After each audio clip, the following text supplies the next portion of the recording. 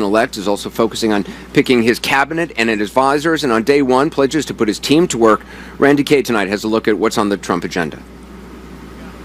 Don't expect Donald Trump to ease into his new job as president. It's going to be a very busy first day. Day one, President-elect Trump plans to take action on everything from ISIS to immigration. On day one, I'm going to begin swiftly removing criminal, illegal immigrants from this country. Trump vowing to start the process of getting rid of what he called gangs of thugs within 1 hour of taking office. The first piece of paper that I'm going to sign is we're going to get rid of these people. We are going to get rid of them day one. We start day one.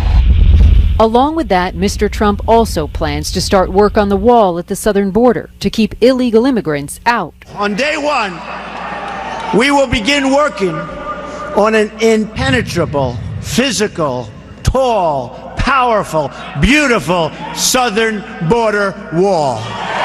Donald Trump is aiming high for those first 24 hours on the job, pledging to repeal all of what he calls Barack Obama's unconstitutional executive orders. He also plans to immediately suspend immigration from Syria and Libya and get his generals working on ISIS. We're going to convene my top generals and give them a simple instruction. They will have 30 days to submit to the Oval Office a plan for soundly and quickly defeating ISIS.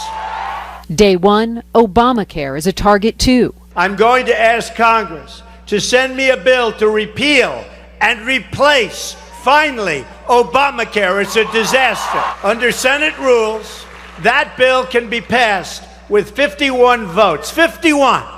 Meaning a Republican Congress and a Republican president can save Americans from this disaster in a single afternoon.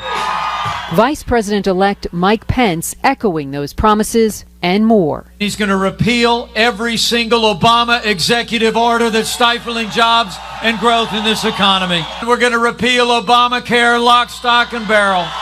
And lastly, on day one of this administration, we're going to end the war on coal once and for all. On the first day of the Trump administration, say goodbye to some gun-free zones, too. I will get rid of gun-free zones on schools, and you have to.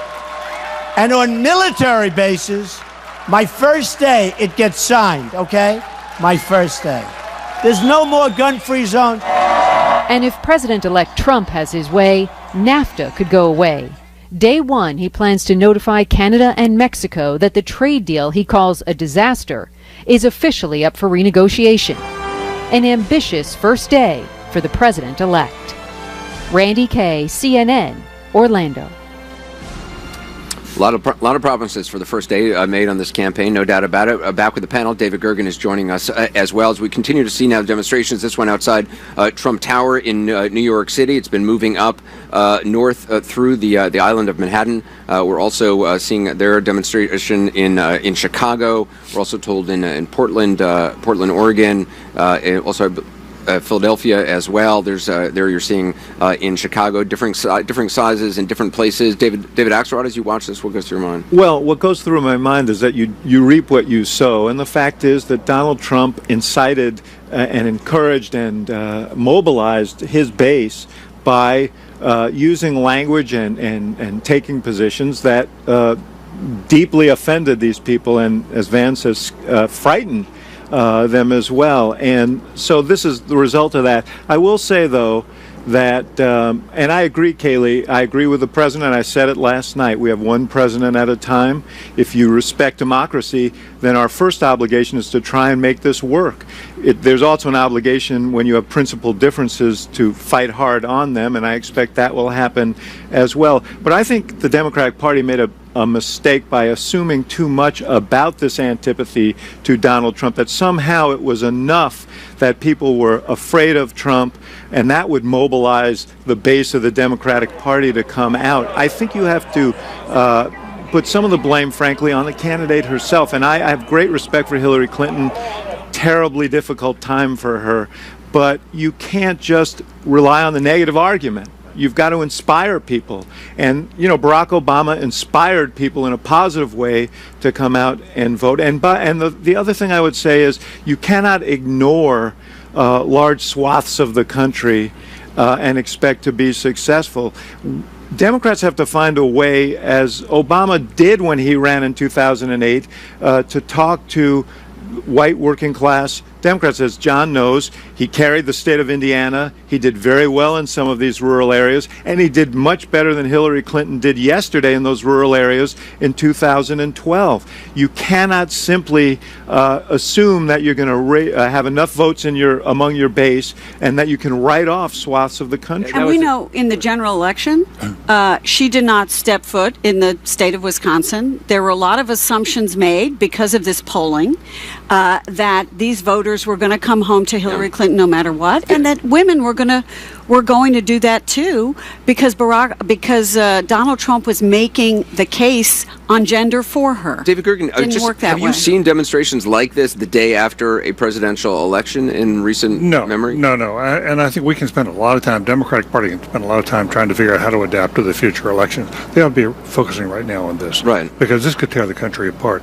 And here we just had an unprecedented election, an unprecedented upset, and now we've got unprecedented protests. And what I think it demonstrates, what it sends home to us, is that the divisions of a very, very poisonous campaign will not disappear with 3 or 4 nice speeches of unity. It's going to take a lot of work to reweave the fabric. So how does that happen, Van? Because that is, if anything is to work, no matter what you think of Donald Trump or whatever you think of Hillary Clinton, he is the president of the United States and going to be the president of the United States, and this country has to move forward.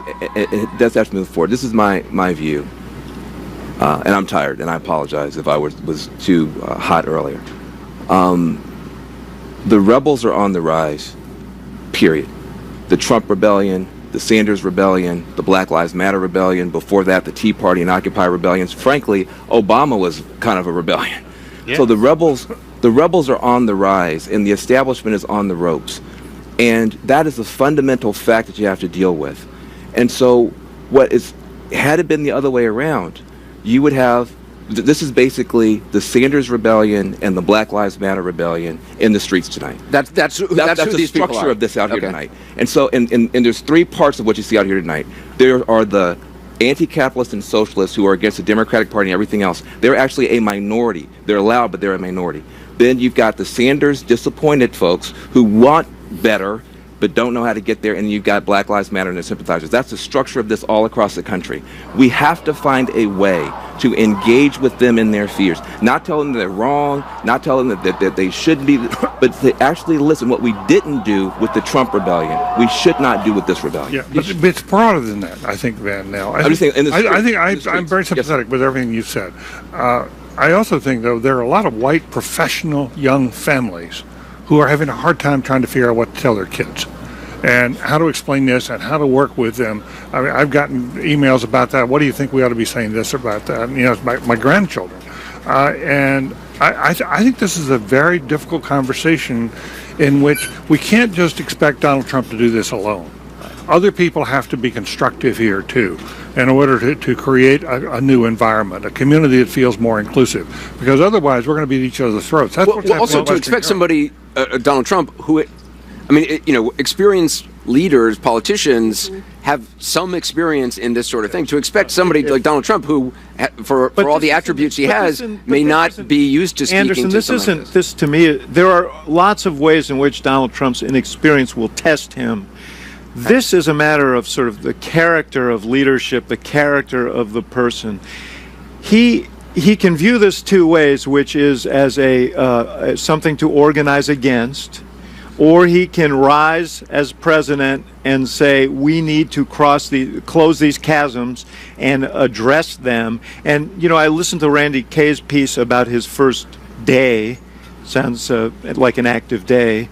I think he ought to think through that agenda a little bit and think about the implications of some of those things on that list in terms of whether it creates a larger chasm or helps close it. A good leader adapts to the moment. Right. He had his campaign agenda. Lots of candidates have had an agenda in the campaign, and then they become president, and they have to do something. I remember Guantanamo Bay was going to be closed. Right. Guantanamo Bay was going to be closed. Bill Clinton said he wouldn't do business with the dictators in Damascus and the Bushes in Beijing. Candidates say things, and then they become president. It's the hardest job in the world. Everybody so far is saying the right things. Donald Trump gave a very gracious, conciliatory speech last night. Even if you're not a Donald Trump supporter, you should applaud what he said last night. He tried to bring the country together. Hillary Clinton today, the president today, everybody's saying the right things. The question in the next critical 10 weeks, we have 70 days, we have 10 weeks, is what do they do? And this is a test for Donald Trump, but it's also a test for his opponents. Does he see this and say ingrates? Or does he see this and say, I need these people, I have to find a way to talk to them? Could he travel the country and do town halls in this period? There are international leaders who want to meet him before he takes office because they're nervous about what he's going to do in the world. Who he surrounds himself with, the decisions he makes over the next... We talked about this Monday night in our final thoughts, sort of what's going to come. I've never anticipated... The country is so divided. Racial lines, gender lines, education lines, left and right, blue states, red states, that this transition is critically important, and what he does in these next 10 weeks is absolutely important to his start. We got to take a quick break. We're going to continue to monitor these demonstrations. We'll have more with the panel and our reporters in the field. We'll do right back.